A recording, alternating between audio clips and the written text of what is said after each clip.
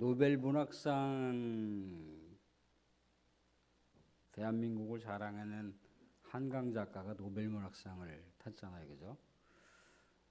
몇몇 작품 중에 뭐 채식주의자 뭐 그런 책들이 있다고 하는데 아무튼 교회 어떤 여자 집사님이 최신 신간서적이라고 하는 그런 책들을 두루 이제 섭렵을 했어요. 그래서 이제 목사님한테 그러는 거죠. 아, 목사님 혹시 한강 작가의 채식주의자 읽어봤습니까? 이제 물어봤어요. 또 목사님이 아, 글쎄 그거 읽어보지 못했는데요. 그러니까 이제 한 얘기가 아이 그거 베스트셀러고 전 세계 인들이 주목하고 있는 책인데 아이 그 베스트셀러를 읽어보지 않으면 뭐 어떻게 되는 겁니까? 그랬단 말이죠. 목사님, 아 그건 안 읽어봤는데 혹시라도 우리 집사님은 욥기라고 하는 책을 읽어보셨냐요? 그랬더니 아, 그 책이 어디 있는 건가요? 무슨 출판사인가요? 그러다는 거예요. 우리는 늘 언제 그렇습니다.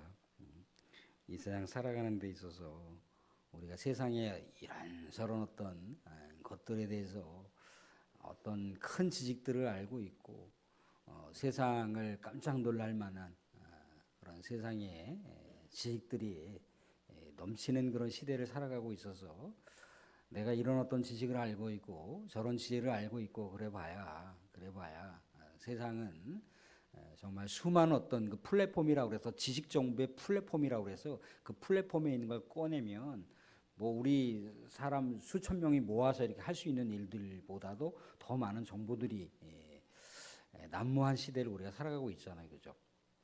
뭐 AI 인공지능 시대를 살아가고 있단 말이죠, 그죠? 근데 뭐 그런 시대 속에서 살아간다 할지라도 우리들 언제나 잊지 말아야 될 건 뭡니까? 그런 어떤 혜택을 누릴 수 있어요, 그죠? 그런 여러 가지 컨텐츠를 통해서 우리의 삶이 유익한 건 사실입니다. 그런데 그런 모든 내용들이 우리의 영생을 제공해 줄 수 있는 건 아니라는 거죠. 삶을 조금 더 풍요롭게 하고 줄 수 있고 지식정보 사회에서 우리가 어떤 지혜를 터득할 수 있는 좋은 방편이긴 하지만 그것이 우리에게 영원한 생명을 가져줄 수 있는 건 아니라는 겁니다. 산업생들 많이 피곤하시죠, 그죠? 하나님은 사랑하는 자에게 뭐를 주시는도다. 잠을 주시는도다. 피곤하면 주무셔도 돼요. 근데 시험에 들지 않게 깨어 기도하라. 시험에 들지 않게 깨어 기도하라.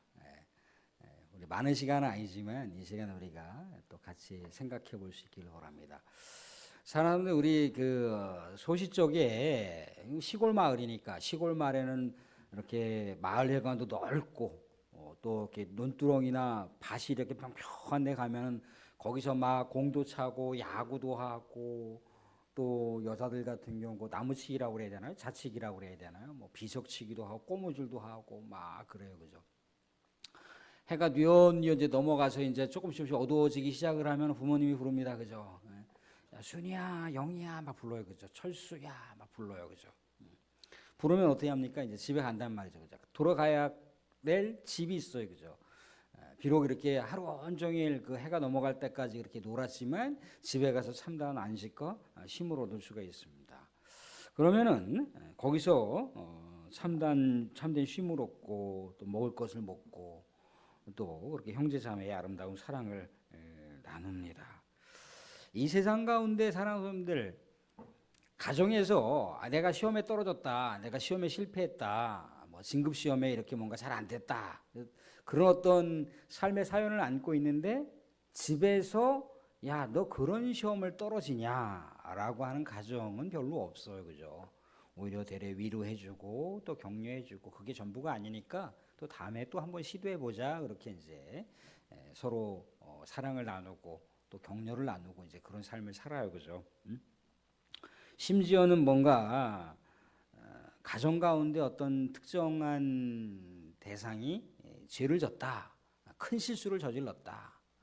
물론 그 순간만큼은 그 어떤 감당할 수 없는 그 삶의 무게 때문에 뭔가의 감정을 토로하고 격분하는 그런 상황이 발생한다 할지라도 시간이 조금 지나가고 마음이 이제 감정이 조금 이제 통제가 되면서 가라앉기 시작을 하면은 오히려 미안한 마음이 드는 거죠, 그죠? 내 동생에게 내가 더 잘해주지 못해서 그런가? 내 언니한테 내가 더 이렇게 많이 기도해주지 못해서 그런가? 우리 사랑하는 딸에게 아들에게 내가 더 부모로서 신경 쓰지 못해서 그런가? 이제 그런 어떤 미안한 마음이 드는 거죠, 그죠? 그러면서 다음에 만날 때는 더 격려해주고 기도해주고 손잡아줘야겠다라고 하는 그런 마음이 들어요, 그죠? 이 가정이라고 하는 것이 그렇다는 겁니다. 집이라고 하는 것이 그렇습니다. 세상 가운데 살아가다 보면요, 이리 치고 저리 치고 세상 사람들에게 인정받지 못하고 세상 사람들에게 별 볼 일 없는 존재인 것 같고 세상의 기준은 뭔가요? 뭔가 능력을 갖춘 사람을 찾잖아요, 그죠? 뭔가 출중한 어떤 성과물들을 남긴 사람을 세상은 찾는다 이거예요, 그죠? 세상은 부족한 사람 찾지 않습니다. 세상은 건강이 연약한 사람을 찾지 않아요. 세상은 뭔가 수많은 자격증 중에 아주 특별한 자격증을 갖고 있는 사람들을 선호합니다. 무엇인가 보통 사람들과 비교를 했을 때 조금 더 나은 사람을 세상은 선택한다 이거예요, 그죠? 부족하거나 뭔가 결핍의 요소가 있거나 결격 사유가 있으면 그 사람을 잘 이렇게 하지 않아요, 그죠? 다시 한번 기회를 주지 않는 세상이라 이겁니다. 그런데 어떻습니까? 우리의 가정 조금 더 폭을 넓히면 하나님의 집은 어떤 것인가요? 하나님의 집은 실패하고 넘어지고 쓰러져도 다시 또 회복될 수 있는 그런 여백을 남겨놓잖아요, 그죠? 그러면서 다시 거기서 이제 힘을 얻고 또 심기일전해서 다시 도전할 수 있도록 그렇게 하는 것이 가정이지 않습니까, 그죠? 뭔가 부족해도 우리 하나님의 자녀예요. 뭔가 연약해도 하나님의 아들이고, 뭔가 결핍 사유가 있어도 하나님의 딸이에요, 그죠? 자녀 우리 가정 가운데도 마찬가지잖아요, 그죠? 뭔가 이런저런 모습 가운데 세상에 아무리 잘 나가는 그 또래 친구들하고 비교해봐도 내 자식은 내 자식인 거예요, 그죠?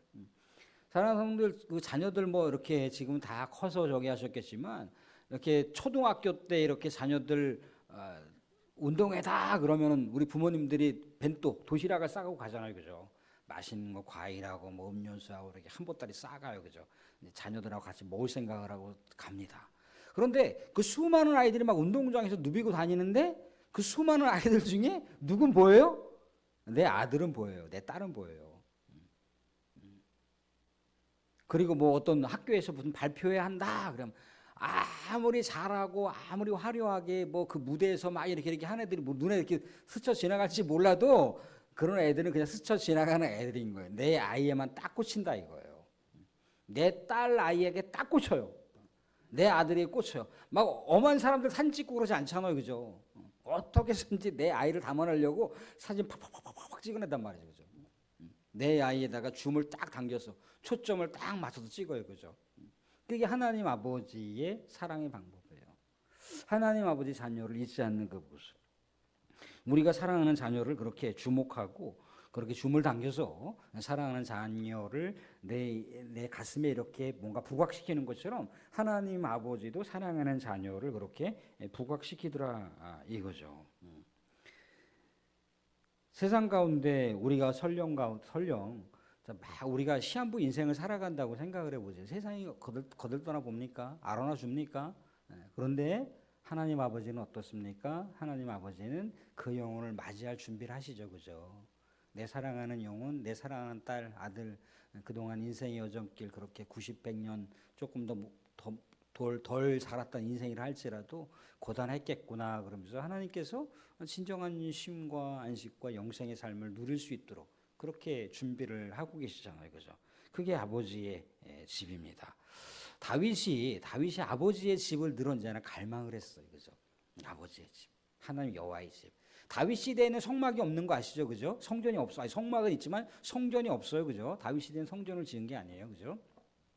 전쟁의 시대는 성전을 지을 수가 없습니다. 평화의 시대에 성전을 지었습니다. 다윗은 근데 하나님의 만남을 늘 언제나 생각할 때 성전이라고 고백하는 장면을 곳곳에서 볼 수가 있어요, 그죠? 어떤 물리적인 공간만을 얘기하는 게 아니죠, 그죠? 아버지 하나님하고 이렇게 만날 수 있는 그 어떤 신앙의 만남의 교제, 그게 찬양하는 그 시간, 또 예배하는 그 시간, 그 모든 것들 어떤 꼭 눈에 확연하게 이렇게 물리적인 어떤 현상으로 나타나는 게 아니라 할지라도 그냥 하나님을 생각하면 그게 하나님의 집인 거예요. 하나님의 집, 하나님의 집. 사랑하는 사람들, 우리는 이 세상 살아가다 보면 회귀 본능이라고 하는 게 있어요. 고향으로 가고자 하는 그런 마음이 있다 이거예요, 그죠? 고향에 대한 생각들을 늘 하게 돼요, 그죠? 어떻습니까? 이렇게 살다 보면 이렇게 치고 저렇게 치면은 또 이렇게 부모님들이 가끔씩 생각날 때도 있어요, 그죠? 또 부모님과 함께 또 형제자매들과 같이 교제하고 사랑을 나눴던 뭐 고구마를 같이 먹고 또 자두를 먹고 참외를 까먹었고 뭐 겨울엔 감자를 뭐 구워 먹었나요? 아무튼 뭐 그런 여러 가지 풋풋한 사랑들이 생각이 나요, 그죠? 그래서 고향에 대한 늘 언제나 향수와 그리움이 있습니다. 고향을 늘 언제나 가려고 하는 그런 회귀 본능이 있다는 겁니다. 고향에는 부모님의 채취가 있어요, 그죠? 또 사랑하는 또 형제 자매들뿐만 아니라 사랑하는 마을에 계시는 어르신들이나 또 마을의 친구들 중에 살고 있으면 그 친구들에 대한 그리움이 있어요, 그죠? 보고 싶음이 있습니다. 고향에 가고 싶은 마음. 근데 고향에 가면 마음이 그냥 편안하잖아요, 그죠? 고향에 가면 뭔가 이 안에 이렇게 저렇게 세상 가운데 치여 있던 마음이 뭔가 이렇게 해소되고 거기서 뭔가 보이지 않게 은은한 어떤 힘을 얻는 그런 마음들을 느낄 수 있다 이거예요. 다윗은 늘 언제나 하나님의 집을 그렇게 생각했다 이겁니다. 다윗이 얼마나 격정의 세월, 파란만장한 세월 살았습니까, 그죠? 가정으로부터 인정받지도 못하고 또 자기 목숨 바쳤던 왕으로부터 그렇게 시기 질투 음모를 당해서 그렇게 도망자의 신세를 10년 동안 살았다는 거예요, 그죠? 또 그런데도 불구하고 하나님께서 놀라운 한 나라의 왕국의 왕으로서 또 그를 기름 부어 주셨어요, 그죠? 또 그런데도 불구하고 수많은 적들이 있었고 또 사랑하는 자녀들을 자식 농사를 좀 어떻게 보면 실패했잖아요, 그죠? 실패했고 그리고 자녀들끼리 칼부림 나서 자녀들끼리 죽고 죽이는 그런 비극적인 그 광경을 다윗이 맞이해야 됐단 말이죠, 그죠? 다윗의 인생에서 쉼이 있었겠습니까? 쉼이 없었겠죠. 죽을 때까지 쉼이 없었어요, 그죠? 조금 이제 뭔가 나라의 안정을 꾀하나 그랬더니 이제 사랑하는 아들이 아버지를 죽이겠다고 달려들었잖아요, 그죠? 평생 눈물만 흘리다가 살았던 다윗. 외로워서 눈물 흘리고 답답해서 눈물 흘리고 어찌할 수 없어 눈물 흘리는 그 모습. 그런데 아버지의 집만 딱 생각하면 뭐가 떠오르는 거예요? 아, 거기 아버지의 집은 하나님이 계시지. 아, 여호와가 계시지. 여호와가 계시지. 창세기 1장을 보시면 하나님이 태초에 천지를 창조한 그 안에 이렇게 제가 나중에 기회가 있으면 말씀드리겠지만 그 안에 이렇게 하나하나 이렇게 파싱이라고 그래서 하나하나를 다 뜯어보면 거기에 하나님께서 하나님의 집을 지으셨다라고 하는 장면이 나와요. 하나님께서 집을 지으셨다. 하나님의 나라를 만드셨다는 얘기겠죠, 그죠? 그러니까 늘 언제나 다윗은 하나님을 생각하면 하나님의 집 떠오르는 거예요. 하나님 안에서 내가 쉬어야지. 쉬어야지. 열심히 살다가 갑자기 이제 몸이 아파서 병원에 입원하시게 되면은 어떻습니까? 예전에 제가 누구라고 말씀드리긴 좀 그렇지만 그분께서 이렇게 이제 하나님의 부르심을 받을 때인데 저한테 이렇게 고백을 하시는 거예요. 임종의 그 시간 가운데 고백을 하시는 거예요. 목사님 그냥 아버지 집에 빨리 가고 싶어요. 아버지 집에 빨리 가고 싶어요.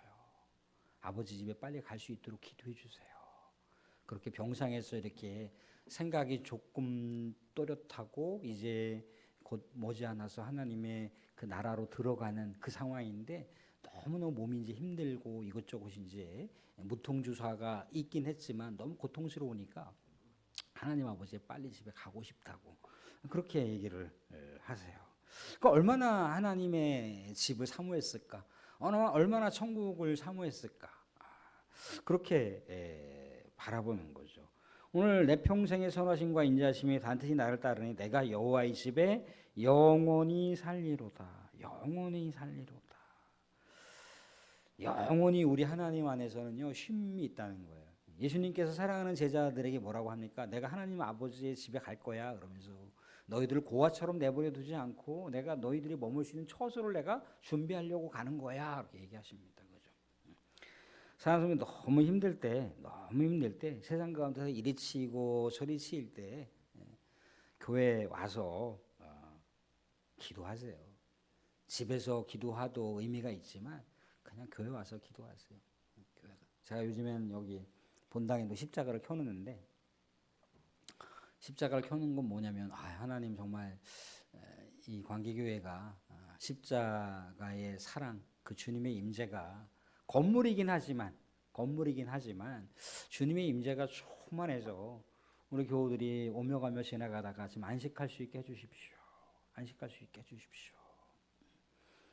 그렇게 하면서 정말 우리가 쉼을 얻어야 되잖아요. 그죠? 너무 숨가쁘게 사시는 것, 열심히 사시고 성실하게 사는 건 좋기는 하지만 우린 때로는 쉼이 있어야 돼요. 육신적인 쉼도 필요하지만 영적인 쉼도 쉬어야 되는데 우리 주님으로부터 충만한 공급되는 그런 많은 놀라운 은혜가 놀라운 축복의 힘이 우리 주님으로부터 나오잖아요. 그죠? 여호와의 집에는 여호와의 만남 가운데는 그게 있다는 거예요. 우리 사랑하는 사람들 한 주간 또 살아가시면서 힘들고 지칠 때 어디에서 머무시라고요? 하나님의 집에서 하나님과 만남을 생각하시고 하나님의 은혜를 다시 상기하시고 하나님께서 이렇게 저렇게 내가 힘들 때 나를 품어주시고 내 눈물을 닦아주시고 다독다독 거리셨던 그 은혜를 다시 한번 또 우리가 반추하면서 한 주간도 우리 하나님의 집에서 새로운 힘을 얻으시고 우리 하나님과 놀라운 은혜를 나눴던 그 첫사랑을 떠올리시면서 한 주간도 멋지게 그렇게 행복하게 살아가실 수 있기를 주님의 이름 축원드립니다.